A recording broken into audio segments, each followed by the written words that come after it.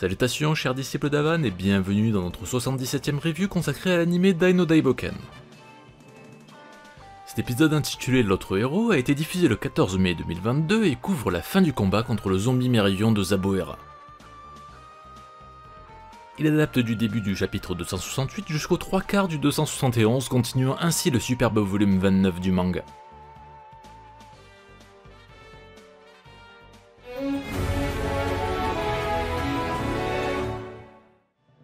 La réalisation et le storyboard ont été confiés à Koji Ogawa, qui signe sa deuxième participation. Il avait déjà été en charge de l'épisode 70, c'est-à-dire le combat de Pop contre Sigma. Nobuo Koizumi signe son retour à la direction de l'animation. Comme d'habitude, il s'est occupé de cet épisode en compagnie de son épouse Kyoko Izumi. Et c'est toujours aussi incroyable de se dire que ces deux seuls animateurs travaillent sur cet épisode.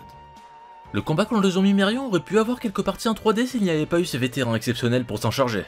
Et leur présence sur notre série préférée est une véritable bénédiction. Bref, il est temps d'analyser cet incroyable épisode qui met en avant le héros du Nord et le forgeron maléfique. Allez, c'est parti!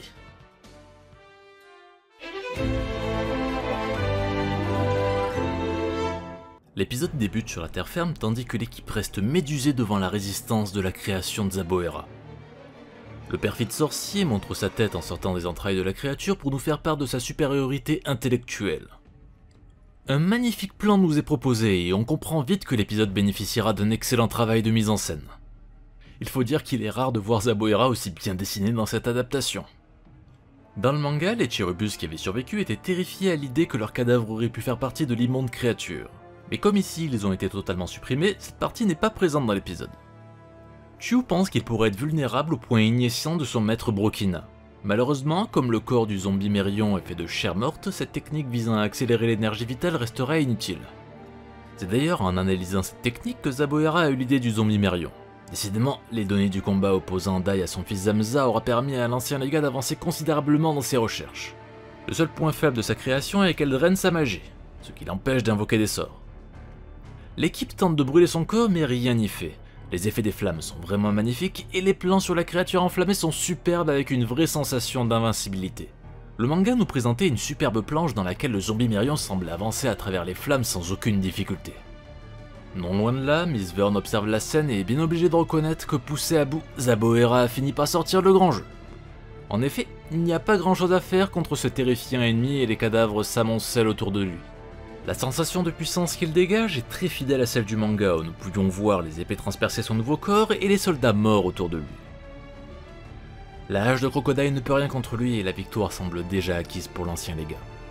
Nous pouvons d'ailleurs être surpris par l'absence de censure où l'on voit le pauvre soldat être torturé dans les mains du zombie Merion comme c'était le cas dans l'œuvre originale. Une attaque combinée de Lundberg et Nova nous régale d'une belle animation, mais ne semble pas faire trembler leur adversaire. Dans le manga, on pouvait voir le visage du héros du Nord choqué devant autant de résistance, ce qui n'a pas été repris. Il se prend pourtant toujours une bonne mandale dans la tronche et l'esthétique sur le corps de Zaboera est des plus réussies durant cette contre-attaque. Le travail sur le dessin est vraiment convaincant. Bien que cela lui en coûte, Lundberg doit admettre que Zaboera est aussi invincible qu'il le prétend et que seule une arme supérieure pourrait le vaincre. Le roi des Carnassiers tente pourtant de le retenir avec sa seule force physique et un incroyable plan en contre-plongée nous présente l'écrasante supériorité du zombie Merion. Dans le manga, ce plan était beaucoup moins efficace avec une vue de côté. La direction artistique de cet épisode a permis de sublimer la différence de taille entre les deux adversaires. Zaboera empoigne par la tête le pauvre Croco tandis que les soldats observent la confrontation. Dans le manga, la différence de taille semblait moins importante et on ne voyait personne autour d'eux. L'armée humaine est impuissante et la mise en scène de l'épisode le démontre parfaitement. C'est un excellent travail de la part de l'équipe d'animation. Nova réfléchit aux armes qui pourraient bien l'aider. L'arrière-plan liste celles qui se sont déjà révélées inutiles, en reprenant la direction de la planche originale dans laquelle le fond illustrait aussi ses réflexions. Mais tout d'un coup, il semble traverser d'une nouvelle idée. Il utilisera sa propre vie comme une arme. Et c'est ici que prenait fin le chapitre 268 du manga. Lundberg n'a pas l'air de comprendre où le héros du Nord veut en venir, et nous sommes gratifiés de magnifiques plans sur son visage. Le jeune homme se saisit d'une lame brisée sur le champ de bataille et la serre à main nue pour y faire couler son propre sang. Alors que la spécialité de Nova s'avérait être les lames spirituelles à base d'aura, il utilise cette fois-ci une lame de vie, mais en mettant en jeu la sienne. Quelque part, pour faire la comparaison avec un RPG, c'est comme s'il utilisait ses points de vie pour attaquer. L'effet sur son corps est immédiat et il subit de plein fouet ce transfert. La mise en scène est efficace tandis que Nova prend petit à petit l'apparence d'un vieil homme. On pourrait presque dire un Papy Nova. Dans le manga, la scène était un peu différente. Le héros du Nord sautait vers le cercle créé par Minakator et demandait à son père de lui prêter son épée. C'est une modification plutôt bienvenue puisqu'il n'y avait pas vraiment d'intérêt de casser une nouvelle arme alors qu'il y avait plein de lames cassées à disposition. Lundberg semble stupéfait par la décision de son nouveau frère d'armes. Alors que son visage continue de se creuser, Nova explique qu'il n'a que faire de mourir et que c'est son devoir de héros de se comporter de la sorte. La musique nous emporte dans son élan de bravoure et les seiyuu font un travail remarquable. La scène est poignante et contentera probablement les fans du personnage. Un flashback nous ramène à son entraînement avec Dai lorsque celui-ci avait réussi à développer la Van Strash Cross. Nova, qui était choqué par leur différence de niveau, lui demandait ce qu'était un véritable héros. L'adaptation reprend avec fidélité les différentes réactions faciales du petit héros qui a bien du mal à répondre. Certains plans sont vraiment marrants et c'est sur ce genre de faciès qu'excelle Koizumi, le directeur de l'animation de cet épisode. Pour la piqûre de rappel, c'était le premier character designer de One Piece, les visages expressifs c'est son rayon. Après avoir utilisé une belle posture de méditation, Dai résume le statut de héros à quelqu'un qui fait son possible pour sauver les gens. Ils sont donc tous les deux des héros. Une poignée de main fraternelle termine ce flashback tandis que Nova baigne dans la lumière.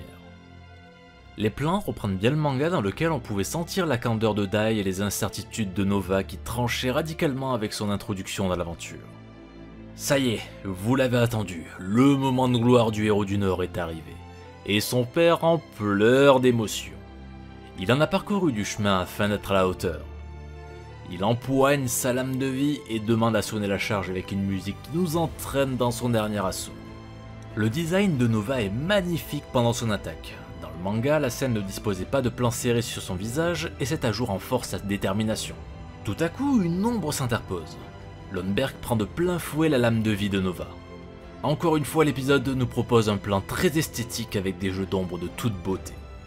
Le forgeron refuse que le jeune homme se sacrifie. Bien que la couleur de leur sang diffère, leurs vies ont la même valeur. Quand il prononce ces mots, un plan nous présente la lame ensanglantée des deux côtés, teintée de bleu et de rouge. Décidément, ils ont vraiment mis le paquet sur l'esthétisme de ce passage. Dans la case d'origine, on pouvait bien voir la différence de sang avec les teintes de gris, mais les couleurs de cette adaptation en exaltent encore davantage la symbolique. Lundberg se décide à présenter son chef-d'œuvre ultime en sortant une petite amulette teintée de plusieurs couleurs. Dans le manga, son design semblait légèrement différent, avec un vortex à l'intérieur.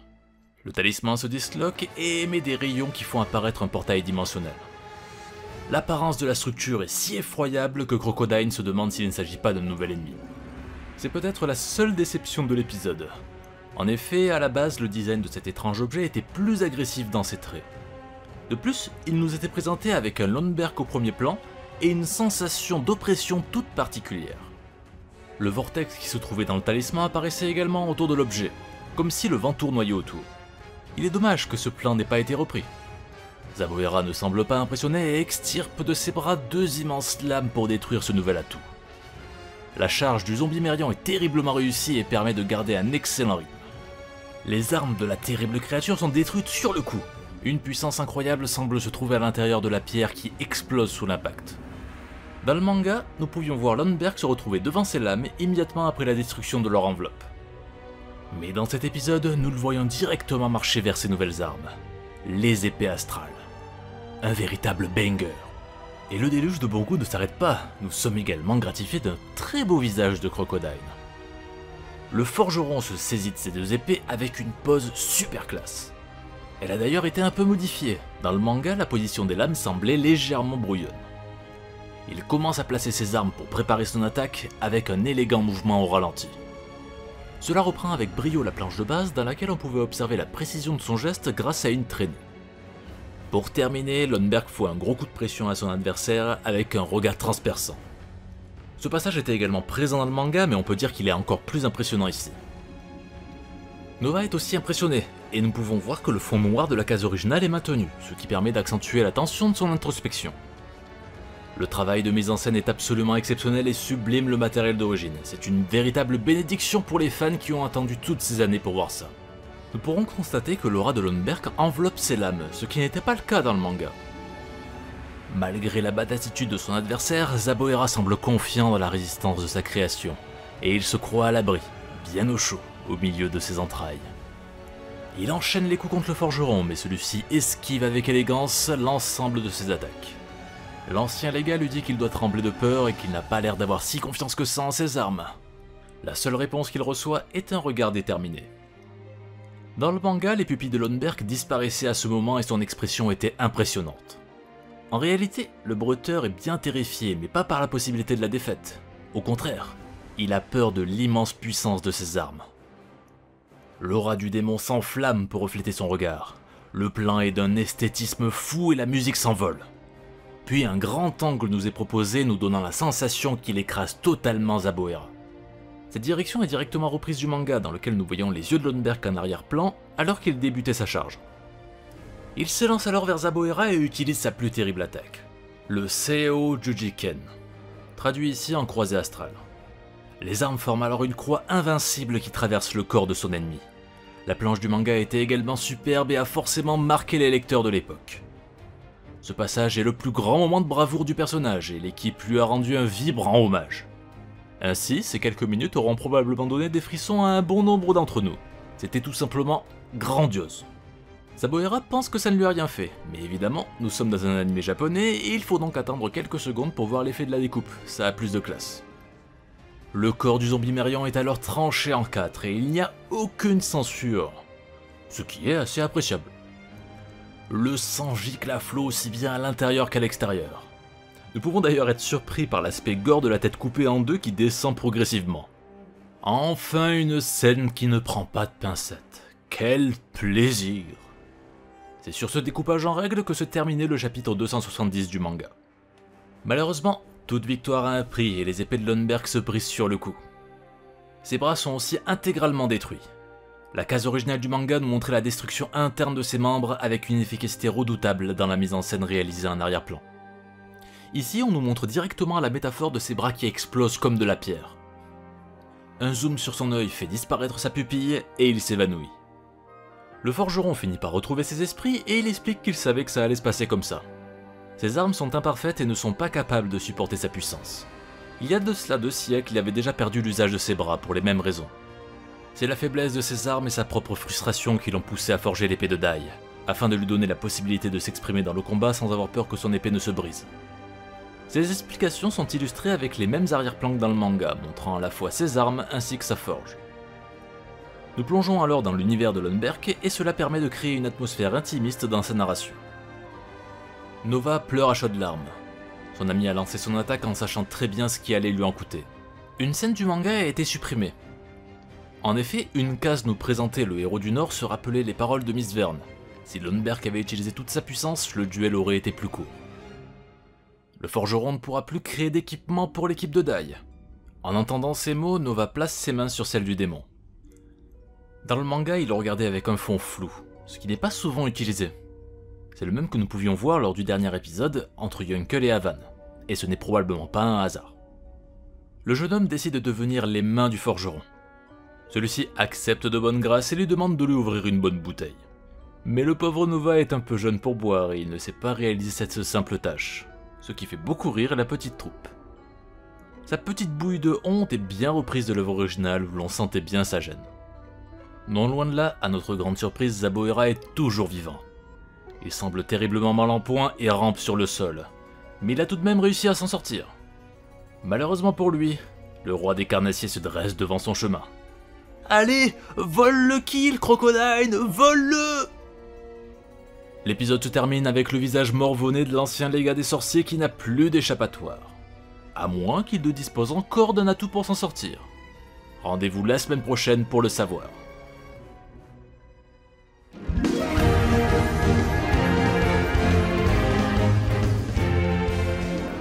Eh bien, difficile de ne pas tomber dans les superlatifs pour cet épisode qui nous aura vraiment régalé. Une des grandes forces de Dino Daiboken est le traitement des personnages secondaires et on peut dire que Riku Sanjo et Koji Inada auront mis le paquet sur ce passage. L'équipe responsable de cet épisode a relevé le défi et nous a proposé un résultat qui a réussi à surpasser le matériel d'origine. Le personnage de Nova a été bien mis en avant ainsi que son élan de courage. prêt à se sacrifier pour sauver ses compagnons d'armes, il aurait été jusqu'à utiliser sa propre vie comme une arme. Le design émincé de son visage vieillissant et son assaut final a bien rendu hommage au personnage qui a su se remettre en question pour devenir un vrai héros. Mais la star de cet épisode est évidemment Lundberg, dont la badassitude a atteint des sommets dans cette confrontation. Les fans de la première heure devaient forcément attendre de pied ferme l'adaptation de son incroyable regard face à Zaboera, et nous n'avons pas été déçus. L'esthétisme autour de son aura et son attaque a été une franche réussite. Cerise sur le gâteau, nous avons été accompagnés par de superbes musiques de Yuki Heihachi qui a décidément réussi à marquer par son style pendant les grands moments de bravoure de nos héros. Évidemment, comme d'habitude, tout n'est pas parfait, ainsi quelques passages sur le visage de Nova sont moins réussis que d'autres, notamment la forme de ses yeux qui aurait gagné à être mieux définie. Nous aurions également bien voulu voir l'adaptation de la planche de Lundberg et l'immense pierre renfermant ses épées en arrière-plan. Mais bon, tout cela reste anecdotique au vu de l'excellente qualité de cet épisode. Un grand bravo à l'équipe pour le travail réalisé. Surtout que nous rappelons qu'ils étaient que 2 à l'animation. Et vous, qu'avez-vous pensé de cet épisode ? Cette 77e review est désormais terminée et nous espérons que vous l'avez appréciée. Si vous aimez nos vidéos et que vous voulez nous aider dans notre grande aventure, vous savez ce qu'il vous reste à faire pour nous donner du courage. Vous pouvez également nous suivre sur nos réseaux sociaux respectifs, ainsi que nous rejoindre sur notre Discord dont les liens sont en description. Allez, prenez soin de vous chers disciples, et à la semaine prochaine.